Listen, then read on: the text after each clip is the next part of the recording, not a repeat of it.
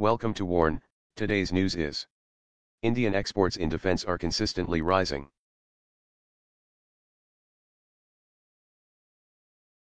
There has been a visible increase in defense exports from India.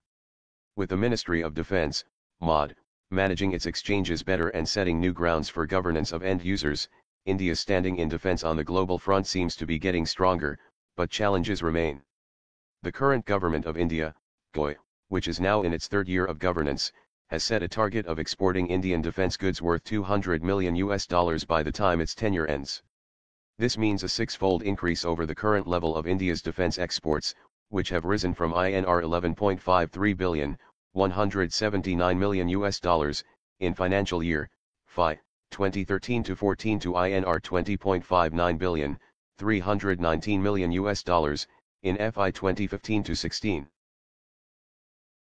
Interestingly enough, the increase that the Indian defense has seen in exports happened despite two-thirds of its items being removed from the military goods list.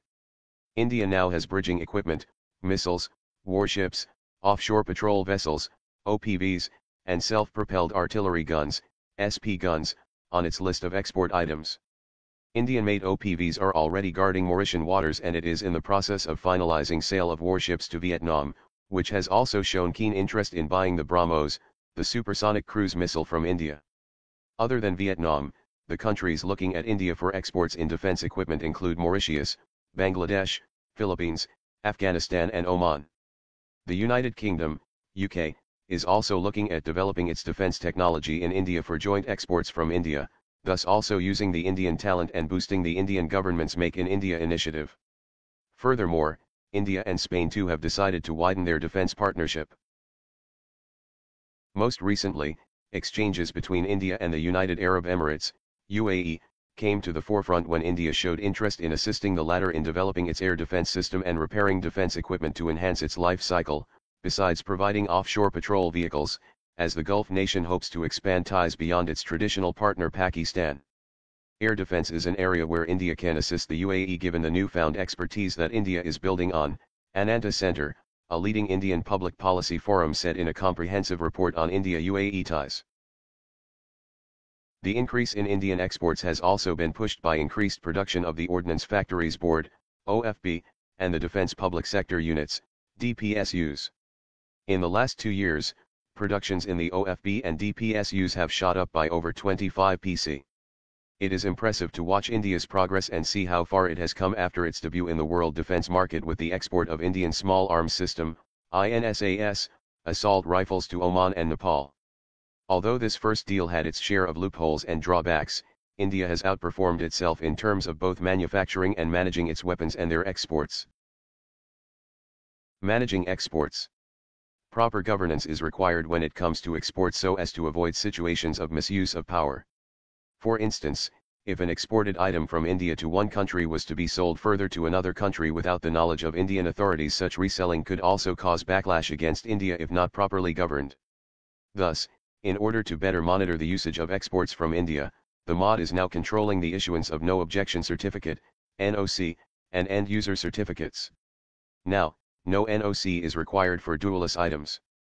Diluting their requirements and making their issuance time-bound also boosted the issuance of NOCs to 191 in FY 2015-16 from only 39 NOCs that were issued in FY 2013-14.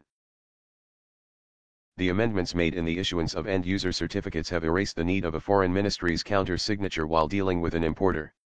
The regulations earlier demanded signatures from both, the party directly being dealt with and the government. The procedure that ensured a product or component is not further exported to another party was a healthy one but was seen to be cumbersome.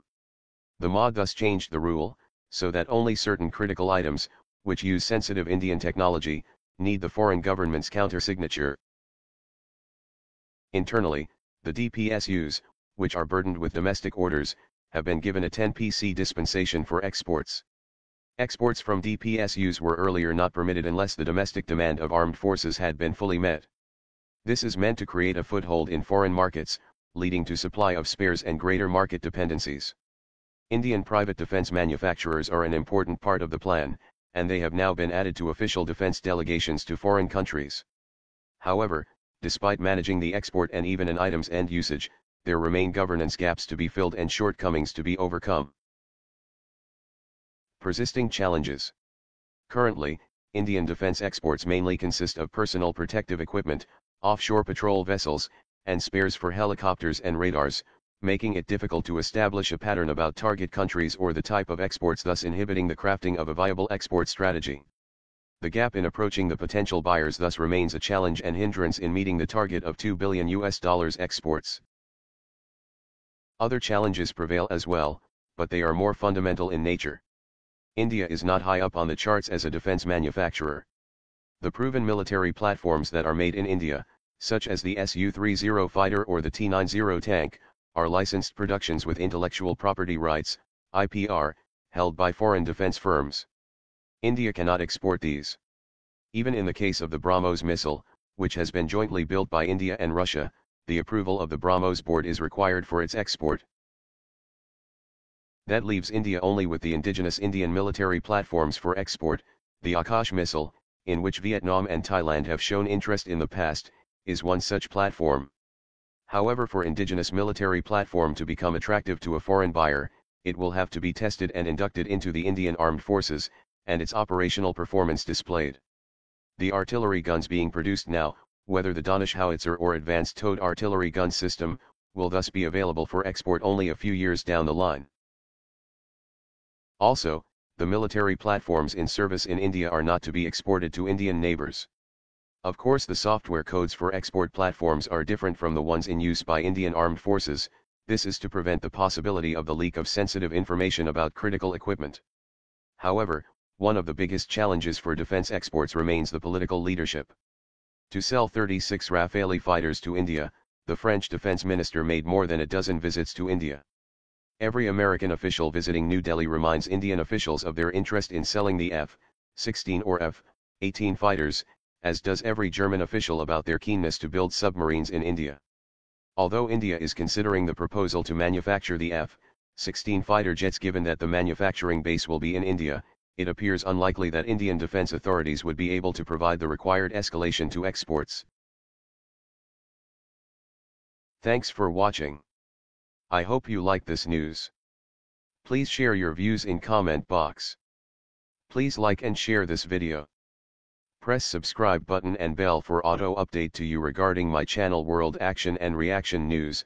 Warn.